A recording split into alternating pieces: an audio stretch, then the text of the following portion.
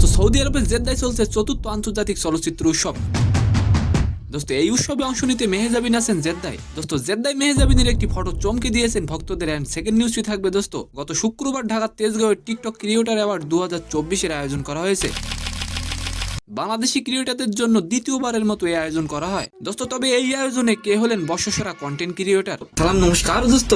দোস্ত আন্তর্জাতিক চলচ্চিত্র উৎসবে মোট 81টি দেশের 120টি সিনেমা প্রদর্শিত হবে। মেহজাবিনের সাবা সিনেমাটিও প্রদর্শিত হবে এই উৎসবে। তাই এই উৎসবে অংশ নিতে বর্তমানে জেদ্দায় আছেন মেহজাবিন। দোস্ত জেদ্দায় মেহজাবিনের একটি ফটোকে কেন্দ্র করে ভক্তদের মধ্যে চাঞ্চল্যের সৃষ্টি হয়েছে। দোস্ত মেহজাবিন চৌধুরীকে আপনার কেমন লাগে অবশ্যই কমেন্ট করে যাবেন।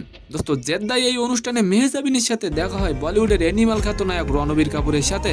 দোস্ত রণবীরের সেলফিতে দেখা যায় মেহজাবিনকে। দোস্ত এমন ছবি পোস্টের পর প্রতিক্রিয়া দেখিয়েছেন মেহজাবিনের ভক্তরা। তাছাড়া মেহজাবিনকে দেখা গেছে লাল শাড়িতে, অনেকেই তার এই লুকের প্রশংসা করেছেন। দোস্ত এই উৎসবে হাজির হয়েছেন হলিউড ও বলিউডের প্রথম সারির তারকারা। দোস্ত সেকেন্ড নিউজটি হলো তেজগাঁওয়ের টিকটক ক্রিয়েটর অ্যাওয়ার্ড 2024-এর আয়োজন করা হয়। দোস্ত এবছর 10টি শ্রেণীতে পুরস্কার দিয়েছে টিকটক। দোস্ত টিকটকের বর্ষসেরা নির্মাতা বা ক্রিয়েটর পুরস্কার পেয়েছেন নাদির অন দ্য গো।